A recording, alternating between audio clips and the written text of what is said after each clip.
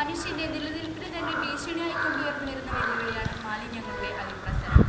ഉപഭോക്തൃ സംസ്കാരം പുതിയ രൂപങ്ങളിലേക്കും ഭാവങ്ങളിലേക്കും വ്യതിചലിച്ചപ്പോൾ മാലിന്യങ്ങളുടെയും വൈവിധ്യമേറിയ ഭാവഭേദങ്ങൾ വളർന്നു വന്നു.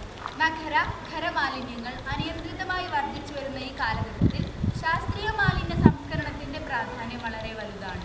ഖര-ദ്രാവക രൂപത്തിലുള്ള മാലിന്യങ്ങളെ കൂടുതൽ കാര്യക്ഷമമായി പരിസ്ഥിതി സൗഹാർദ്ദപരമായ സംവിധാനങ്ങളുടെ സഹായത്തോടെ ഏറ്റവും കുറഞ്ഞ ചെലവിൽ എങ്ങനെ സംസ്കരിക്കാം എന്നുള്ള ആശയമാണ് ഞങ്ങളിവിടെ മുന്നോട്ട് വെക്കുന്നത്.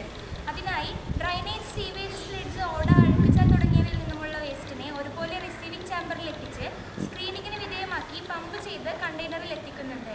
കണ്ടെയ്നറിന് മുകളിൽ ഒരു നെറ്റുള്ള കാരണം കൊണ്ട് സോളിഡ് വേസ്റ്റിനെ മുകളിലും താഴെ കണ്ടെയ്നറിൽ വേസ്റ്റ് വാട്ടറുമായിട്ട് കളക്ട് ചെയ്യാനായിട്ട് പറ്റും. ഈ കളക്ട് ചെയ്ത വെള്ളത്തെ ആദ്യം എയറേഷൻ ടാങ്കിലേക്ക് മാറ്റും.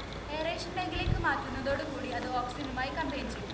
ഓക്സിജനുമായി കമ്പൈൻ ചെയ്ത വേസ്റ്റ് വാട്ടറിനെ 50% UV ലാബ് പ്യൂരിഫയറിലേക്ക് 50% ഹീറ്റ് എക്സ്ചേഞ്ചർ യൂണിറ്റിലേക്ക് മാറ്റും. UV ലാബ് പ്യൂരിഫയറിലേക്ക് മാറ്റിയ 50% വെള്ളത്തിലെ എല്ലാ മൈക്രോ ഓർഗാനിസത്തിനെയും ഡിസ്ട്രോയ് ചെയ്ത് റിവേഴ്സ് ഓസ്മോസിസിനും സെഡിമെന്റേഷനും വിധേയമാക്കി ഡ്രിങ്കിങ് പർപ്പസിനായി യൂസ് ചെയ്യാം. റിമൈൻ ചെയ്ത 50% വെള്ളത്തെ നമുക്ക് എങ്ങനെ ഇഫക്റ്റീവായി യൂട്ടിലൈസ് ചെയ്യാമെന്ന് നോക്കാം. അതിനായി ഓയിൽ ടാങ്കിലുള്ള ഓയിൽ ഹീറ്റ് ചെയ്യണം.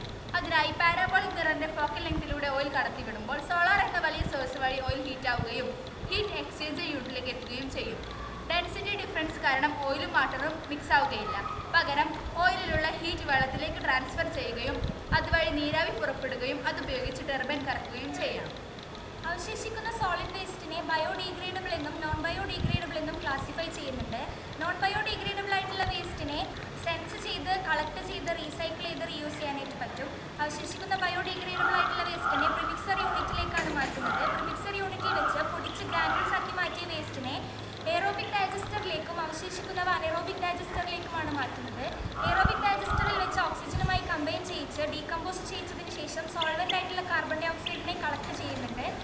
അനറോബിക് ഡൈജസ്റ്ററിൽ വെച്ച് വേസ്റ്റിലേക്ക് മെത്തനോജൻ ആഡ് ചെയ്ത് വേസ്റ്റിനെ ഡൈജസ്റ്റ് ചെയ്യുകയാണ് ചെയ്യുന്നത്. ഡൈജസ്റ്ററിൽ ഇരിക്കുന്ന സ്ലറി ഫെർട്ടിലൈസർ ആയിട്ട് യൂസ് ചെയ്യാനായിട്ട് പറ്റും. ബൈ പ്രൊഡക്ട്സ് ആയിട്ട് മീഥേൻ, അമോണിയ, സൾഫർ എന്നിവയാണ് ഇവോൾവ് ചെയ്തു പോകുന്നത്.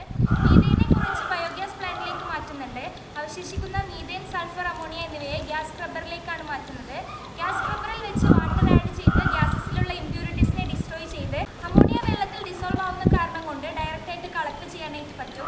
അവശേഷിക്കുന്ന സൾഫർ, മീഥേൻ എന്നിവയെ ഗ്യാസ് ഹോൾഡറിലേക്കാണ് മാറ്റുന്നത്. ഗ്യാസ് ഹോൾഡറിൽ വെച്ച് മോളിക്കുലർ മാസസിന്റെ ബേസിസിൽ ഗ്യാസസിനെ ഹോൾഡ് ചെയ്ത് നിർത്തുകയും സൾഫറിനെ അവിടെ വെച്ച് കളക്ട് ചെയ്ത് പ്യൂരിഫൈ ചെയ്ത് ലബോറട്ടറി പർപ്പസുകൾക്കായിട്ട് യൂസ് ചെയ്യാനായിട്ട് പറ്റും. അവശേഷിക്കുന്ന മീഥേനെ ഫ്യൂൽ സെല്ലിന്റെ ആനോഡിലേക്കാണ് കൊടുക്കുന്നത്. കാഥോഡിലേക്ക് എക്സ്റ്റേണൽ ആയിട്ടുള്ള ഓക്സിജൻ സപ്ലൈ ചെയ്ത് ഇതൊരു മീഥേൻ O2 ഫ്യൂൽ സെല്ലായിട്ട് വർക്ക് ചെയ്യുന്നതാണ്. ബൈ പ്രൊഡക്ട്സ് ആയിട്ട് ലഭിക്കുന്ന കാർബൺ ഡൈ ഓക്സൈഡിനെ PBRലേക്കാണ് ട്രാൻസ്ഫർ ചെയ്യുന്നത്.